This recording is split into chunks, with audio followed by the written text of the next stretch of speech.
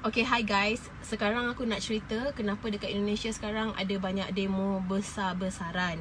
Jadi, basically Presiden Jokowi baru saja meluluskan satu undang-undang yang pada aku sangat-sangat menekan tenaga buruh, menekan dan apa orang cakap menzalimi. Tu ayat dia. Pada aku menzalimi tenaga kerja dan tenaga buruh. Jadi sebab Presiden Jokowi keluarkan undang-undang ni adalah untuk recover balik dia orang punya economics.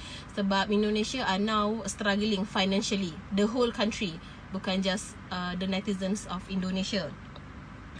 Jadi dekat undang-undang baru ni, antara benda-benda yang sudah dihapuskan, yang sudah di-abolish, I'm gonna go through it one by one. Aku ada notes dekat sini. Sorry terputus. Mak aku call. Biasalah, anak mak. Antara benda-benda yang dihapuskan adalah wang pesangon dihilangkan. Jadi guys, wang pesangon ni, aku sebenarnya tak tahu dekat Malaysia kita panggil apa tahu. Tapi basically duit pesangon ni, duit yang kita dapat lump sum. Contohnya kalau company kita pecat kita, atau company kita suddenly retrench dia punya staff, dia akan bagi some amount of money kan untuk dia punya staff to, apa orang cakap, to start over. Tapi dekat Indonesia benda ni sekarang dah tak ada. Jadi contohnya kalau kau diberhentikan atau kau dibuang kerja, kau dibuang begitu sahaja. Okay. Lepas tu diorang juga ada abolish UMR dan UMP. UMR ni maksudnya upah minimum regional, dan UMP maksudnya upah minimum provinsi. Jadi sekarang dekat Indonesia tak ada sebarang upah minimum. Jadi kalau company kau nak bayar kau 50 sen 3 jam, apa boleh. Dia tak boleh maksudnya kalau company tu buat tu, there are no law to protect you from such apa yang panggil, from such cruelty, maybe you can say that. Lepas tu upah buruh dihitung per jam. Dia tak hitung per bulan, dia hitung per jam.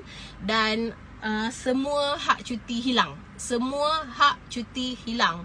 Aku repeat balik semua hak cuti hilang. Which mean kalau aku pergi kerja, contohnya kalau aku bekerja untuk company tu 10 tahun. Lepas tu tiba-tiba aku hamil, aku mengandung, aku beranak. Kita ada maternity leave 3 bulan kan. Tapi dekat sana tak ada. Kalau kau tak kerja, kau tak dapat duit. It's really that simple. Tak ada. Kalau nak cuti kahwin ke, nak dapat cuti kahwin ke, ada kematian ke, kehamilan ke, sakit ke, tak ada. Tidak ada. Kematian pun tak ada. Melahirkan pun tak ada. So kalau kau tak kerja, kau tak dapat duit. Tak ada. Yang kita dapat duit waktu kita beranak, waktu kita astagfirullahalazim, aku kena beranak balik. Lepas kita pantang, maksudnya during kita pantang, semua tu kita tak dapat duit lah. Kalau kat sini kan kita dapat. Kalau kat sini kan kita maternity leave kita kan berbayar. Lepas tu tidak ada status karyawan tetap.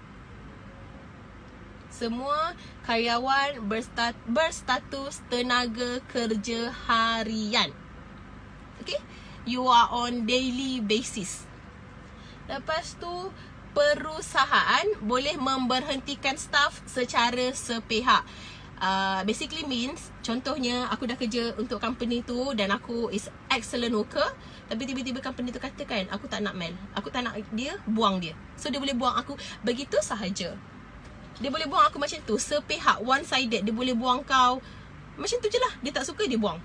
You are not protected under anything.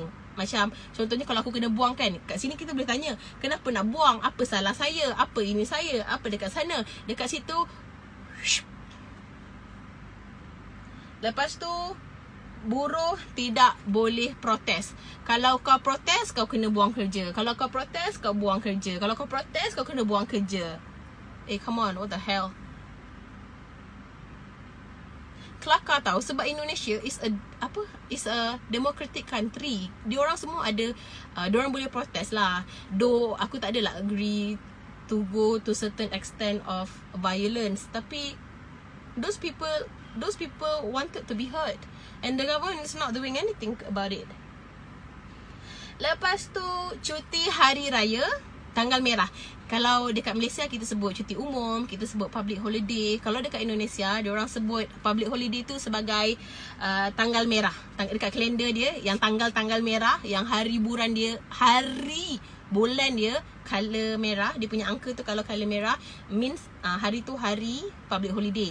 Dan untuk cuti hari raya hanya 1 hari saja dan tak boleh tambah cuti. So kau fikir-fikir je lah, 1 hari raya. Contohnya kalau kau kerja dekat Jakarta, kau punya kampung dekat Padang, macam kampung aku, Sehari sempat nak berak dengan kencing je.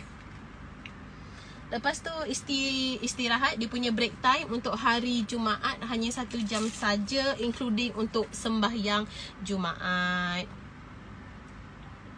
So far korang faham tak? Faham tak? Kalau korang tak faham, korang call aku. So aku tak tahu lagi macam mana nak explain bagi korang faham. Jadi basically dekat sini, contohnya kalau isteri kau hamil, isteri kau sakit, isteri kau melahirkan, tak dapat duit. Kalau kau kena berhentikan bodoh-bodoh, tak dapat duit. This is horrible, you know. Lepas tu contohnya macam company ni buat semua benda-benda ni terhadap kau. Company tu tak boleh dikenakan sebarang tindakan undang-undang. Means company tu kebal tau. Tak boleh didenda, tak boleh dikenakan hukuman apa pun. So aku tak faham macam mana Indonesia boleh approve this kind of thing. Aku faham lah yang diorang nak recover balik diorang punya ekonomi, diorang nak investor masuk banyak. Tapi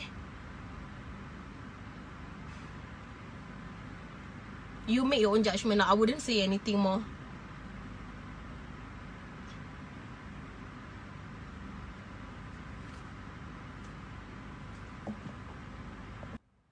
Oh, aku lupa. Diorang sebenarnya diorang buat law ni somehow macam kita punya bad government hari tu lah. Jadi diorang buat law ni, korang bayangkan diorang they talk about it, they discuss about it before. I think from early of this year, they already spoke about this law. Tapi baru cakap-cakap je lah. Yang dia betul-betul discuss untuk meluluskan 4 hari bulan tau.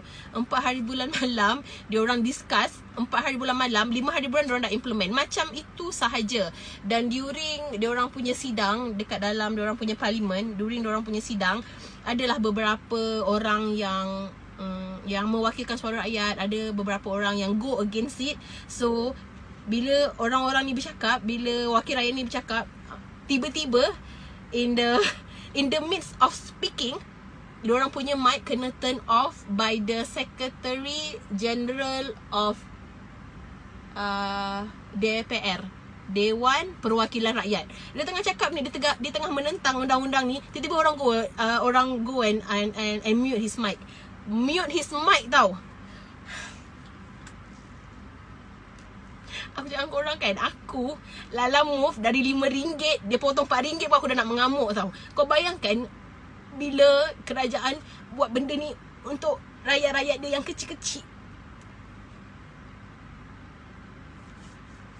I just hope there's a way out for Indonesia from this. And whatever it is, semoga Indonesia baik semula.